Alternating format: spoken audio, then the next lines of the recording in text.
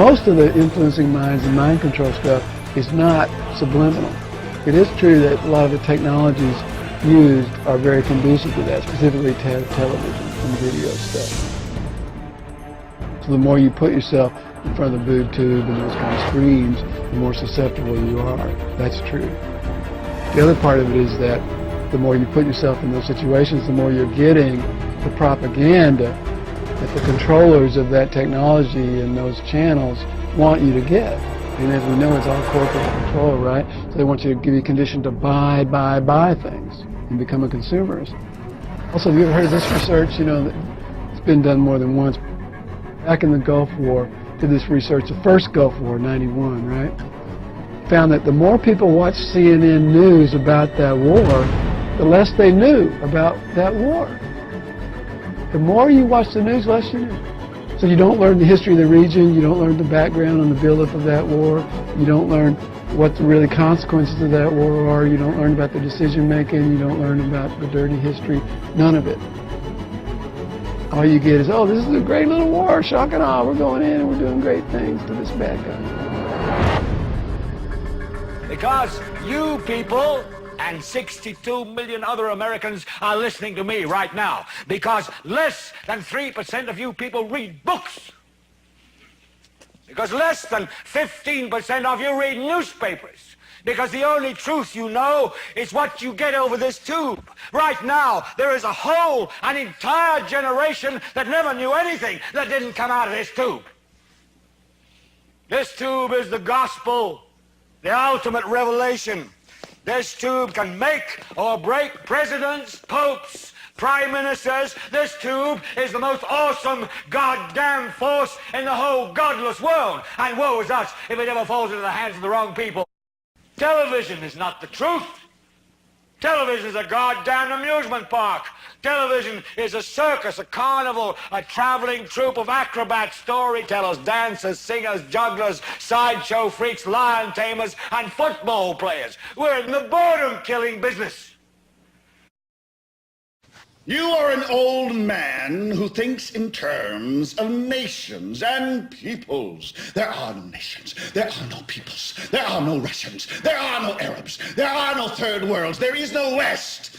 There is only one holistic system of systems. One vast and immane, interwoven, interacting, multivariate, multinational dominion of dollars. Petrodollars, electrodollars, multi-dollars, Reichmarks, rims, rubles, pounds, and shekels. It is the international system of currency which determines the totality of life on this planet. That is the natural order of things today. That is the atomic and subatomic and galactic structure of things today. And you have meddled with the primal forces of nature. And you will atone. Am I getting through to you, Mr. Beale? You get up on your little 21-inch screen and howl about America and democracy. There is no America. There is no democracy. There is only IBM and ITT and AT&T and DuPont, Dow, Union Carbide, and Exxon. Those are the nations of the world today. What do you think the Russians talk about in their councils of state? Karl Marx? They get out their linear programming charts, statistical decision theories, Minimax solutions, and compute the price-cost probabilities of their transactions and investments, just like we do. We no longer live in a world of nations and ideologies, Mr. Beale.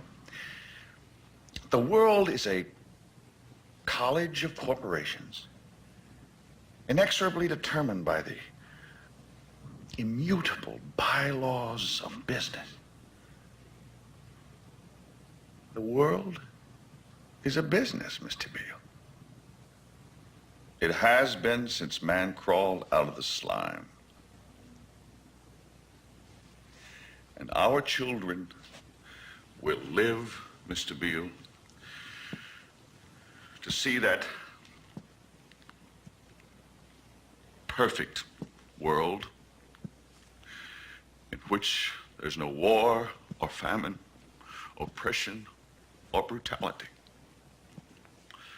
One vast and ecumenical holding company for whom all men will work to serve a common profit, in which all men will hold a share of stock, all necessities provided, all anxieties tranquilized, all boredom